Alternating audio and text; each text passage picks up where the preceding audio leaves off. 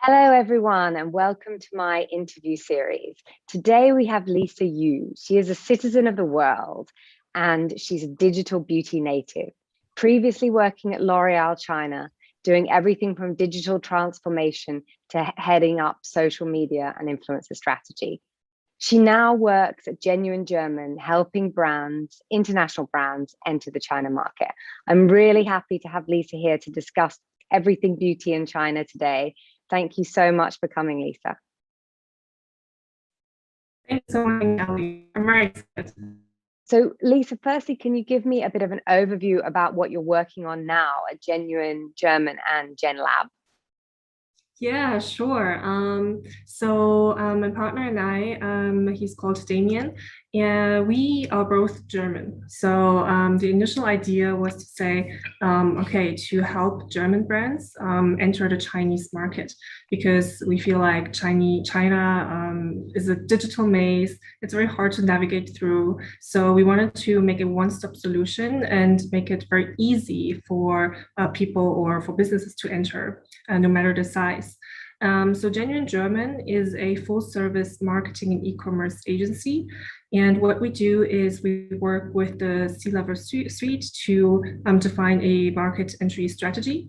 And we do everything from consulting to e-commerce to marketing, logistics and finance, and to give brands an opportunity to enter China, basically.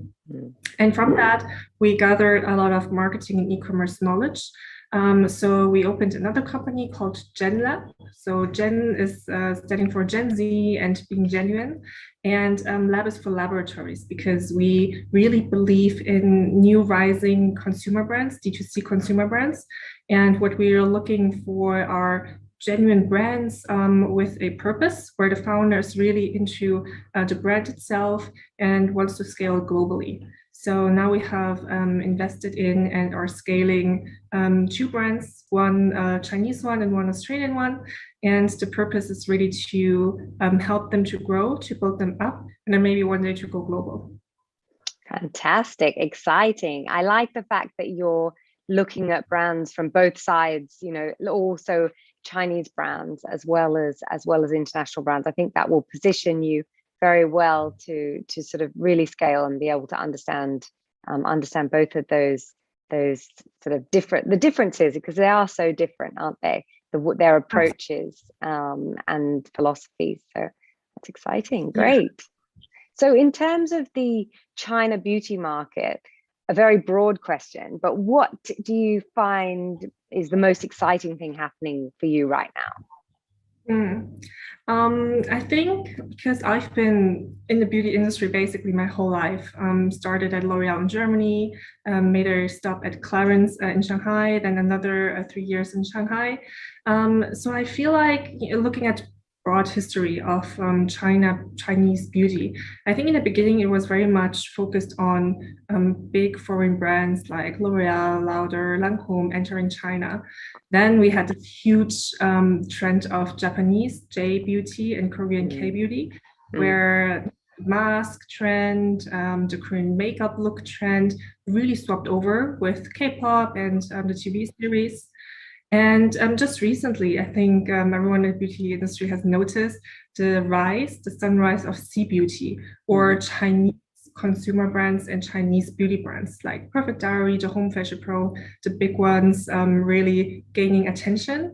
And I think now is such an interesting and exciting momentum because I feel like now it's time for even more Chinese brands, but more focused on branding because previously it was very supply chain driven. So the founders who had a lot of traffic resources coming, for example, from Alibaba, Tencent, the big internet companies, together with the fast supply chain because China really was based on manufacturing and the quality is better. They were doing better in R&D. So this combination was flying and picked up. It was very scalable.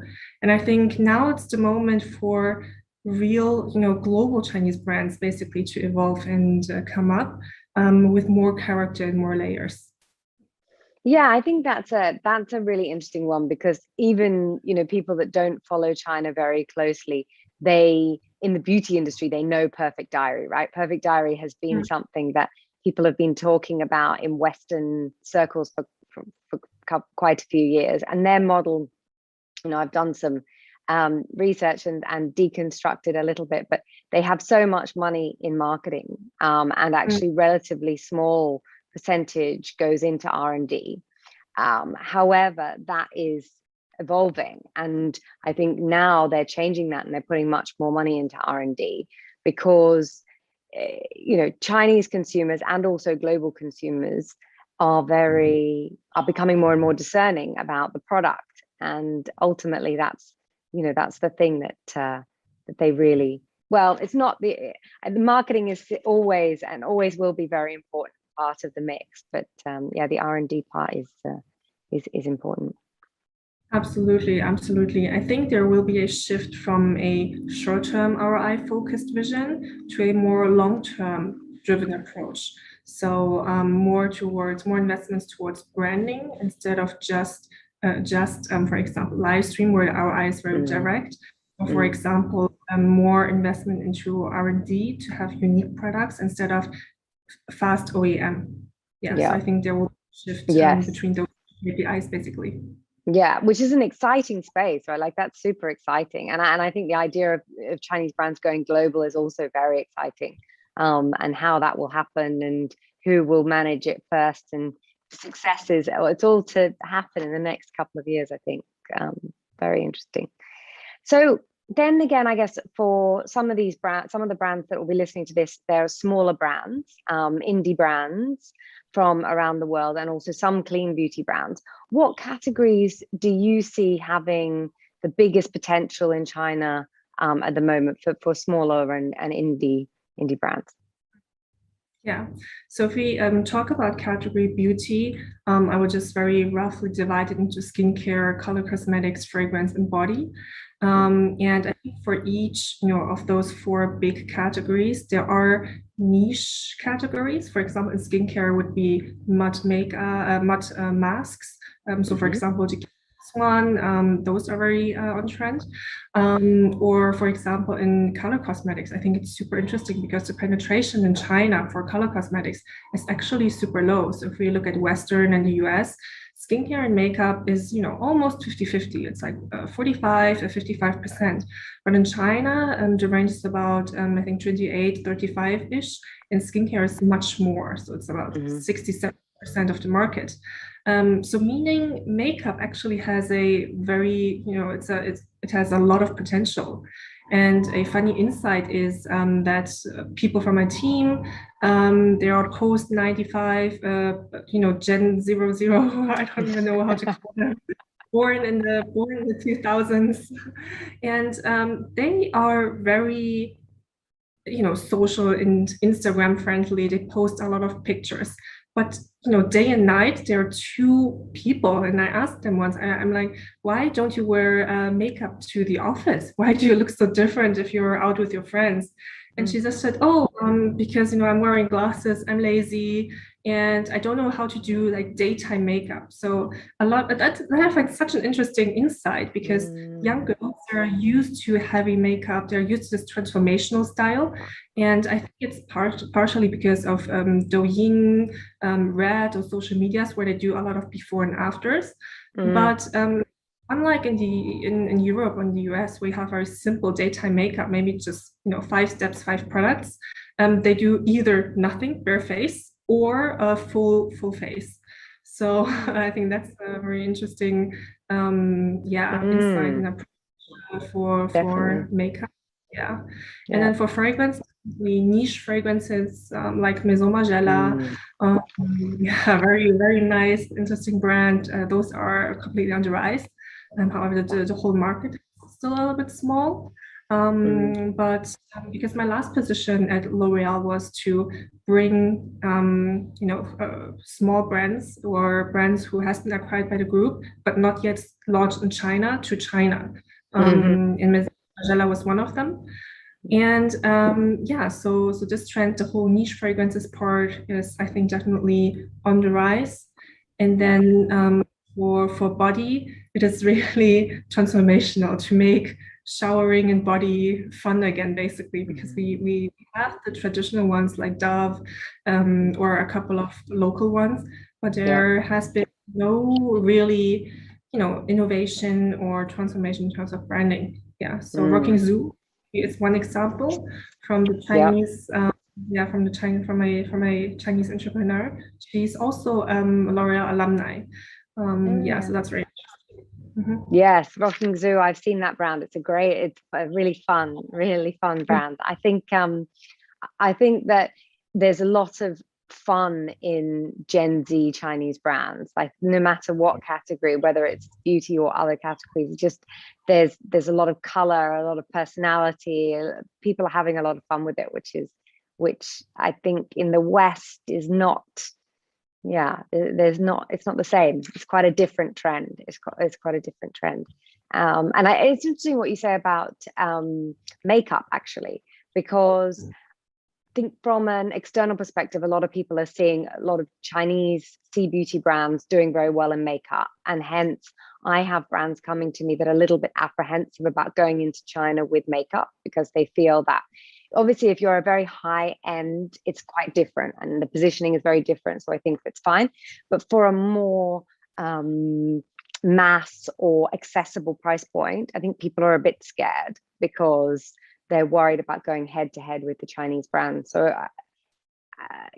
I agree with you. There's a lot of room for demand. It's just who's going to capture that demand is the question.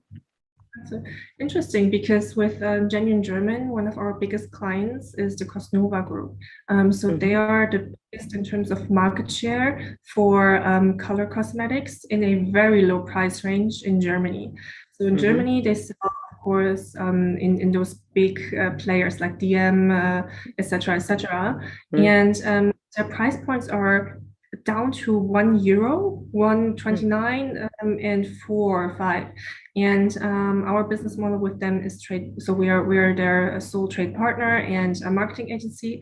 And actually, last year we managed to grow by 250%. On Tmall Global only, and the whole market together with C-store distributors are hitting IGE. So it's 100 RMB, I think. I think it depends on the business model and how you grow the brand in color cosmetics. And if you have this brand identity in niche, it's possible to enter because we are these brands, Essence and Catrice, are really benchmarking, for example, Perfect Diary and Judy. But I think the success recipe is to have a clear brand identity, products you stand for. So what we did for Essence is building up a hero product in the powder category during coronavirus. So we didn't focus just right, and powder really good, and a really, really specific target audience, which are Gen Z students. So we see that also. It's really interesting. That's really interesting. I think brands will be encouraged by that. That's good. That's good. I mean, you've obviously worked, as you mentioned, on plenty of international brands entering the China market. Can you share a couple of maybe marketing tricks that you think often get overlooked when people are entering? Yeah, absolutely.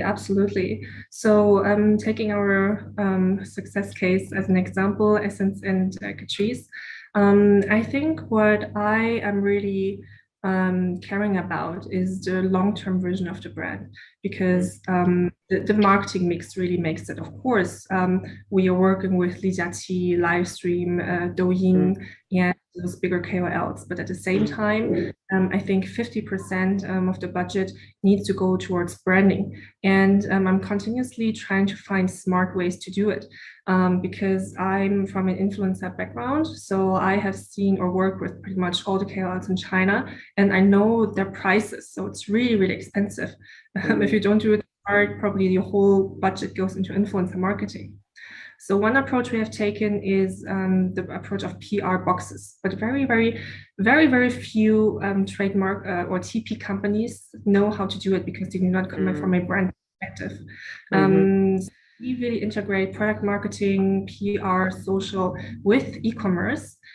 Doing so, we have gained, a lot of traction, a lot of posts for free, because they were so excited about the PR box, and together with offline events where we get to know them personally, a very friendly relationship. So my recommendation would be really balancing our AI-driven marketing with branding and more long-term driven perspectives of the marketing side. Yeah, I mean, I think that's so important. It's something that I'm always talking to my clients about in terms of the amount of focus to put on the branding side of it, because I think for some companies that comes naturally, but for other companies it's a difficult conversation, because I mean, even for the ones that D2C US brands, that it comes naturally, right? Like the branding is at the core. Right. Still in China, it's it's not self-driven. You have to invest a lot of money. It's not like you can just get these influencers to post about you for free. Like some of the brands that I work with, they never pay influencers outside of China. I mean, in the US, because the influencers want to be associated with the brands, but that's a process of explaining to them that it just doesn't work like that in China. And of course, the PR boxes are great. The seeding is a great way to start that relationship. If you have a really fantastic box, then you will get a couple of posts for free potentially, but you have to also be willing to then invest with that influencer, right? Exactly. Exactly. That's a good point. Yes, absolutely.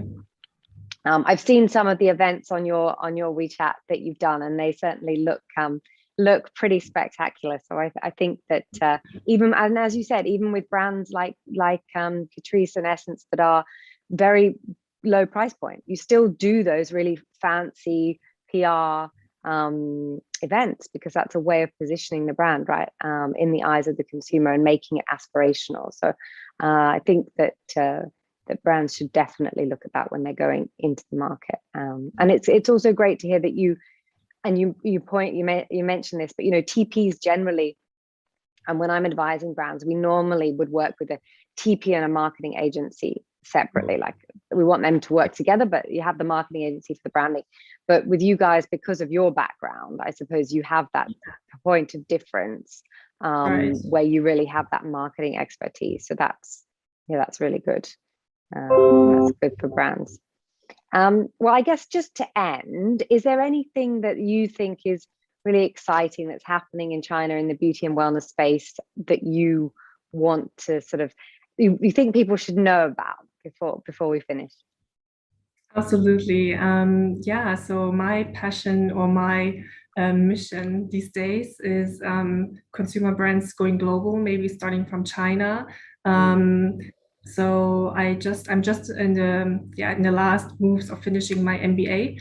And one of my research pieces or my thesis will be surrounding exactly this one. So if Chinese beauty brands can go global one day, because I saw that there are a couple of brands like Alibaba, Xiaomi, Li-Ning that are on the global radar, but not so much Chinese consumer brands or Chinese beauty brands. So my dream or my vision would be really to have Chinese consumer brands and beauty brands that can go global one day.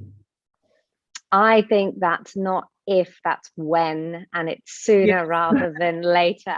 It's going to happen. It's going to happen. I mean, Perfect Diary already have a good presence in Southeast Asia.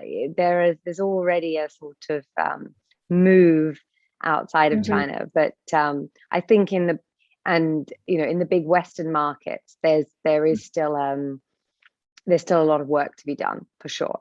For a Chinese brand to really be very, very popular in the US or in Europe, there's work to be done, but it will happen. It will happen. So I'm looking forward to reading your thesis. You'll have to send it to me. Thank you so much, Lisa, for this. I think that brands will be able to get a lot out of it. And if they want to contact you, is LinkedIn the best place? Yeah, sure. LinkedIn, or I also have a personal website. Yeah. I'll put that below so people can contact you. All right. Thank you so much for your time, Lisa. Thank you so much. It was nice talking to you. Have a great day. Bye.